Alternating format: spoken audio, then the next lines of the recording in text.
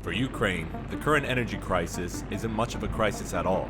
It's an opportunity to continue hitting Russia where it matters most, its oil revenue. As conflict in the Middle East has sent oil prices soaring over the past month, Ukraine has stepped up its attacks on Russian oil infrastructure, not only curbing a potential windfall for Moscow, but disrupting the system that helps fund its brutal war machine, showing Ukraine still holds more leverage than some have claimed. You're not in a good position. You don't have the cards right now. In an attempt to ease the global energy crisis brought on by Iran shutting down the Strait of Hormuz, on March 11th, the U.S. Treasury Department allowed Russia to sell oil that was already in its tankers, waiving sanctions that have been ratcheting up since Russia invaded Ukraine in 2022, and providing Russia a chance to cash in as oil prices hit their highest level in years. According to the Financial Times, Russia might have received an additional $150 million per day of oil revenue with these sanctions waived, adding up to an extra $3.3 to $5 billion in the month of March alone. Before the Strait of Hormuz was shut down, Russia was going through its worst fiscal crisis since the start of its invasion of Ukraine, and was considering cutting 10% of non-sensitive spending in its yearly budget, according to Reuters. However, with this new windfall, Russia scrapped these plans, and Ukraine ramped up its attacks.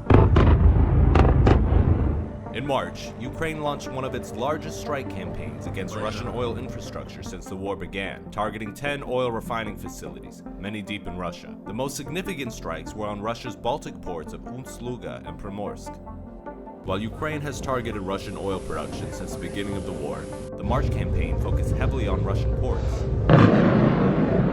By April, Ukraine had halted at least 40% of Russia's oil export capacity, costing Russia energy exporters nearly $1 billion in revenue, according to estimates from the Kyiv School of Economics. With other export routes constrained and endpoints of the Baltic pipeline system damaged, Russia is forced to put more oil in storage, even as Ukraine targets those facilities as well. And once that storage fills up, Russia has few options but to scale back production if the strikes persist, damaging a major source of tax revenue that funds its war. Though Moscow is still profiting from the high oil prices, Ukraine has not only curbed Russia's windfall, it's now putting pressure on its entire oil system. All of this comes at a time when world leaders have expressed doubt on Ukraine's leverage in the war. Since his disastrous meeting with President Zelensky in early 2025, President Trump has continually expressed his grim assessment of Ukraine's war power.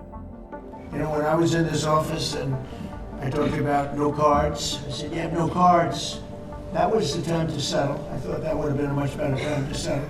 Similarly, Slovakian Prime Minister Robert Fico, a well-known critic of Ukraine, has repeated similar sentiments. Toto je smrteľný omyl, ak sa niekto domnieva, že v konvenčnej vojne je možné poraziť na takomto území, ako je Ukrajina, Ruskú federáciu.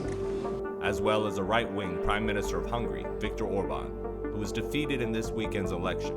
In a February 2026 Economist and YouGov poll, only 14% of Americans thought Ukraine was winning the war. However, Ukrainian President Zelensky said in a March 10th interview, there's more to Ukraine's leverage than many have seen. It's like a good player, so you can have good cards, but it's not important to show to everybody that you have these cards. I think that 1 year ago I also had it, but we didn't show it. But now everybody understands that we have. So you had it all along? Yeah, that's true. As a ceasefire with Iran remains shaky at best, and the energy crisis continues, Ukraine has proved again it still has the ability to shape the war far from the front lines.